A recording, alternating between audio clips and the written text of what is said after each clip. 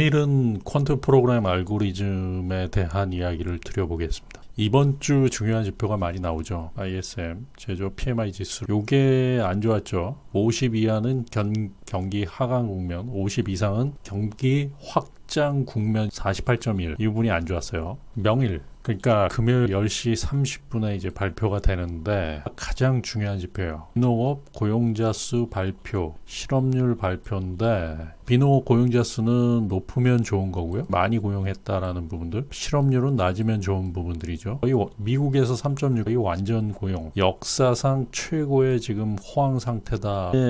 중요한 이유는 뭐냐면 프로그램 알고리즘과 연결된 부분들이 많아요. 전조 증상에서 ADP 비농업 고용자 수 변화, 목요일날 옛날에 나왔었거든요. 목요일날 변동성이 굉장히 큰 경우도 많이 있었죠. 이거는 시장 변동성의 재료가 될 수 있어요. 그것보다 중요한 거는 헤지 펀드들의 포지션이죠. 조금 심상치 않은 부분들이 분명히 있긴 있어요. 이게 이번 달에 타이밍을 잡을 것인가, 아니면은 그러니까 2020년도가 넘어가서 다음 달에 일정 부분의 포지션을 잡을 것인가라는 부분들, 내지는 2월, 5월 이런 식으로 해서 시장의 변동성이 어떻게 가는가를 가늠해 볼 수 있는 부분들이 이러한 지표들이다라고 보시면 돼요. 2010년도 다우지수인데 여기 보시면은 2010년 5월 6일이죠. 5월 5일이 어린이날이었고 5월 6일, 지금으로부터 9년 전이거든요.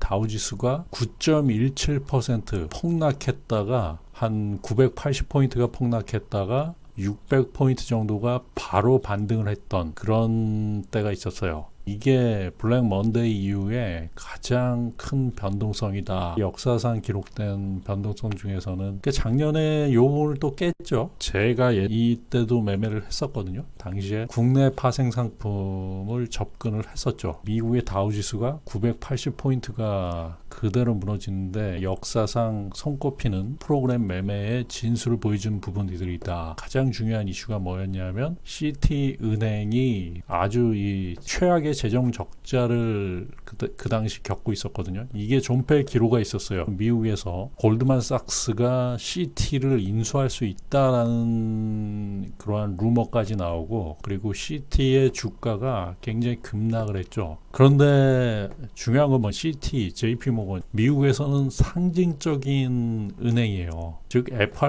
FRB가 처음에 창립을 할 때, 연방준비위원회가 창립을 할 때 가장 기여를 많이 했던 데가 시티그룹하고 JP모건, 투자은행들이 굉장히 큰 역할을 했어요. 골드만삭스를 전통은행으로 보진 않죠. 시티은행을 골드만삭스가 먹을 수 있다라는 부분들은 엄청난 자존심의 상처를 받은 부분들이 있었고요. 이때 월간 한 카페에서 시티그룹의 CEO와 JP모건의 CEO, FRB 창립 전통 투자은행들이 모여가지고 회의를 많이 했다라는 부분들, 그게 작전으로 나온 부분이다. 시카고 상품거래소의 파생 상품의 미니 상품을 통해 가지고 상당한 포지션을 가지고서 준비된 부분이다. 시티그룹을 살리기 위한 부분들. 이때 골드만삭스의 손실이 천문학적인 손실로 나타나고 상대 부분을 잡은 부분이 시티그룹이다.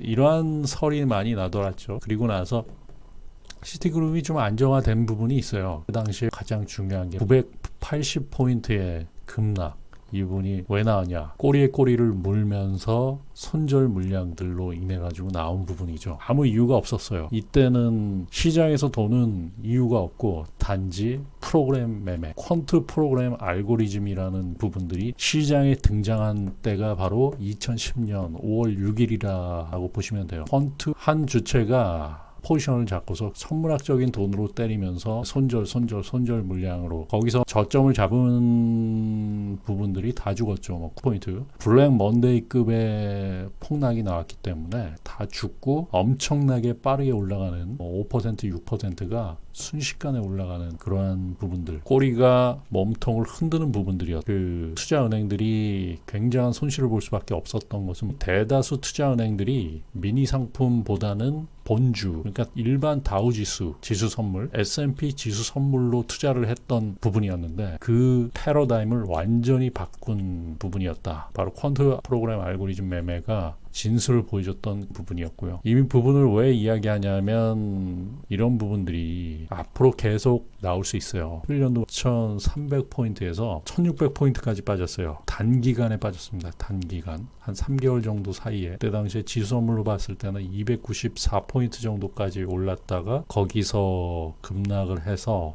27포인트까지 빠졌던 그러한 때가 있었어요. 거의 다 죽었죠. 그 당시에 신용 쓰신 분들은 완전히 다 날라갔다. 실업률이 3.6인데 여기서 만약에 0.8이나 막 4.0까지 나왔다. 실업률이 갑자기 증가해버렸다. 라고 한다면 난리 나는 부분들이 있죠. 굉장히 중요한 부분이에요. 별 5개, 별 5개. 이런 부분들을 좀 중요하게 봐야 되고요. 고점에서의 변동성은 상당한 거죠. 그러니까 미국 지금 시에서의 변동성이 여기서 터진다라고 하면 이건 걷잡을 수 없이 무너질 수 있는 부분들. 그러니까 한번 여기서 무너지기 시작하면 그 변동성은 어마어마할 수 있다라는. 연말 같은 경우는 얘네들이 배당까지 염두한 투자를 분명히 할 거라고 저는 보고 있거든요. 올해가 굉장히 좋았어요. 그 미국 같은 경우는 뭐 기업 이익이 상당히 증가했기 때문에 좋았는데 내년부터는 ISM 제조업이라든지 이러한 전체적인 부분들이 고점을 찍었다. 내년부터는 아마 시장 변동성이 크게 출회될 수 있다. 내년부터는 리스크 관리에 중점을 두는 부분이 분명히 좀 필요하다라는 의미에서 드리는 거고요. 그리고 내일 비농업 고용자 수 실업률 굉장히 유심히 보시라라는 이야기를 드립니다. 저 같은 경우 오늘 종가 베팅을 조금 했어요. 종가 베팅을 한번 해보고 코스닥 같은 경우 뭐 오늘도 1.2% 정도가 빠졌기 때문에 종목은 20% 넘게 빠진 종목들 고점 대비해가지고 한 낙폭과대 종목들을 종가에 조금 베팅을 해봤는데 내일 또 시가에 어떻게 될지 그런 부분들을 조금 보고 있고요. 중요한 거는 이 환율 움직임을 보면서 달러당 엔을 많이 중요하게 보죠. 지금 고점 계속 뚫고 가니까 사람들이 타성에 젖을 수 있어요.